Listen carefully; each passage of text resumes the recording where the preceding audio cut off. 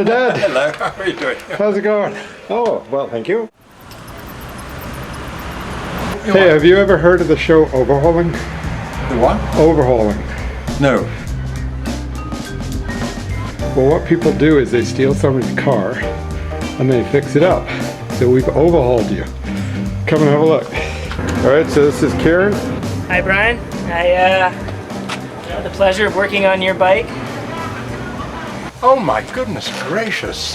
Oh, what a lovely thing to do. I'm not sure how old this bike is. How old is the bike? It was 1948. Way beyond my time, but still a very enjoyable bike to work on. Finally, after all these years. How old were you when you got it? I think I must have been 16 or 17. And Reg Harris was the big rider at that time. I think Reg Harris used to use Johnny Berry, or had Johnny Berry make his bike for him. And so finally I saved up, and it cost me £14 the frame, which was a fortune at that time. So some of the fun things we did with it, just to bring it up to basically up to date, get it riding so it'd still be a fun bike to ride.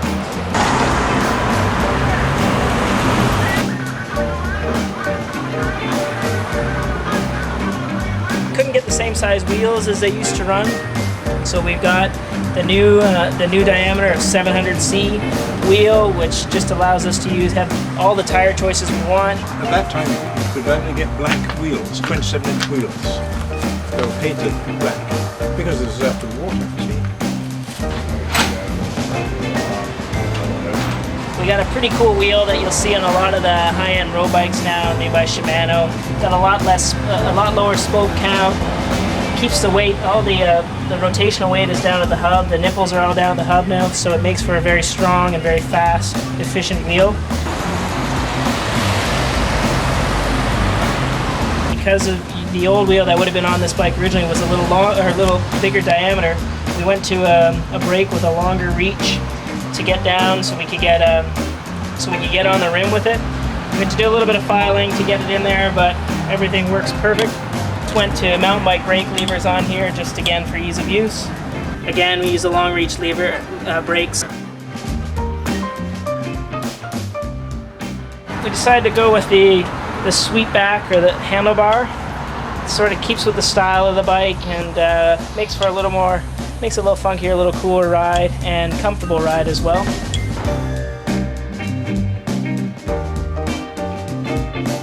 We tried to keep as many things original as we could, so we kept the headset because it was still working fine. Just cleaned it out and we could put some new grease in there, and actually everything looked really good. Some things were meant to last. The same with the bottom bracket. I managed to keep that, just cleaned it out, repacked it with grease. Oh, that's good. You know what the problem was? The width of the back end didn't take it, but you got it in there somehow. Did you force it? We decided to go with a single speed setup. Part of the reason is the new bikes are now, the spacing in the rear wheel has gone wider, so there's not any options for this narrower spacing for gears. So made it easy, we just stuck with a single speed design. You said this was a fixed gear Fixed gear. originally, so that means you couldn't go backwards. You couldn't freewheel. Your feet just get going. I used the matching rear wheel, but I had to change the free hub body here to what they use on the BMX or BMX race bikes now. So just made it allow us to use a narrower spacing to get it in here. And the cranks, it wasn't alloy. You couldn't get alloy cranks at that time. They didn't even make them. We were able to keep your old seat post as well. Is it? Yeah. Oh, They it's don't make bikes gorgeous. like this these days, do they? And all the stuff on there Well, is the guy who top-end did it stuff. didn't realise this. But still, nice thing about this bike is it's still got a really nice ride to it, a really nice feel. Steel is still a very sought after material. And I'll say it was a fun time working on your bike. I hope you enjoy it. Lighter than it ever was. It's a bike that I had. See how light it really is? Yeah! I've never done that with a bike before, ever. First ride in on this bike in I don't know how many years. How about that? Okay. Well then.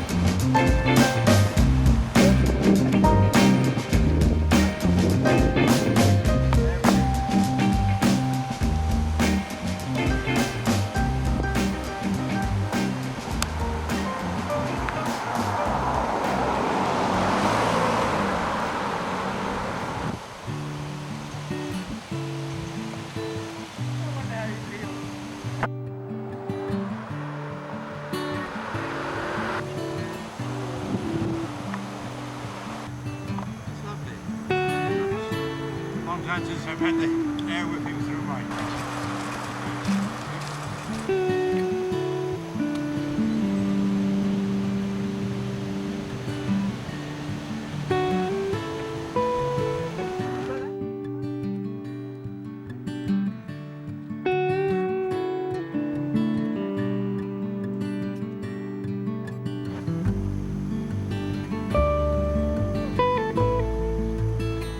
I think I've got quite a beautiful ride. Beautiful ride. It's got knocked about a bit, but I've travelled a bit with it, you know.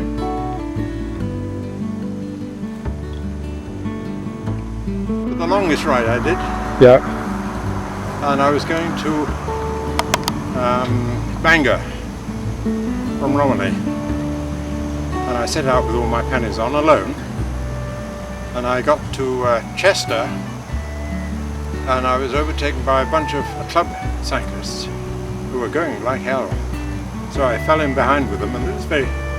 So I said, where are you going? They said, Colwyn. That's on the way to Bangor, so I joined in with them, and they know the way, so kept going. It's going a hell of a lake. You get to climb into the hills. I thought you don't go through hills on the way to Colwyn, it goes along the coast. I said, you're going to Colwyn? I said, no, we're going to Corwin. Corwin was way away inland. So anyway, I went with them as far as this road, and they went up to Corwin, and I went to Betsy Coed, a completely different way. So by the time I got to the youth hostel in Bangor, it was 140 miles that day. It's the longest ride I ever did. And then the next day I came back by the coast. That was about 110 miles, something like that. So that was the longest ride I ever did on most bikes. Yeah, I took it to Denmark. And where did you go there? We went to Esbjerg. We rode to Harwich from Manchester, or Romilly actually. Then we took the ferry overnight from Harwich. We were all sick. Sick. Oh, it was terrible. Then the next morning we came to Esbjerg. That's where we got off. We went up the coast from Esbjerg, from youth hostel to youth hostel, up the east coast of Denmark.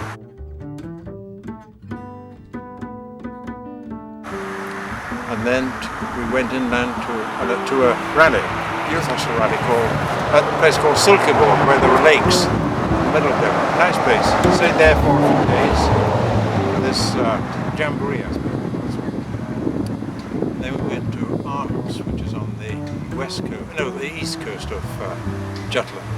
We took a ferry from there to the north part of the island, I think Zealand, that Copenhagen's on, to a place called Tisvilde, with nice beaches, and we cycled around there to Elsinore.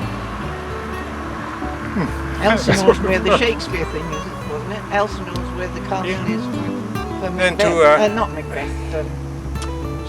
Copenhagen, and then back across. Lovely. Went to Tivoli. I didn't take this one to Norway because the roads were so rough there. And I had a Dutch bike, really clunker. Sit up and beg bike, because this had drop handlebars there. This is a beautiful bike that the Dutch guy had, when the war started, left behind him when he went back to Holland. The war started, he went back to Holland. He left his bike behind him. A friend of Harry's gave it to me, but it was a lovely bike, beautifully shaped.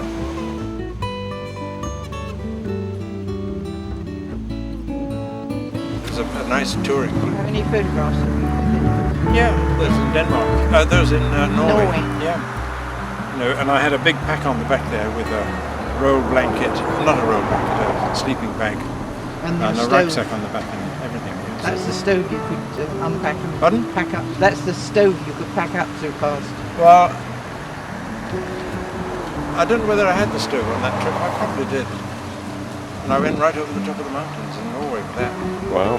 and up and down the coast on ships.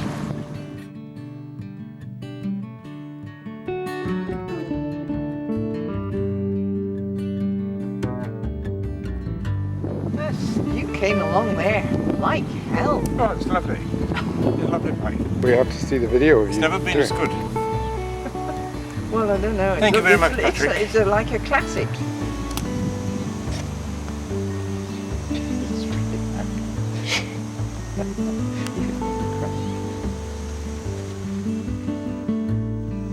I went to Denmark on it, and with Ken Wright.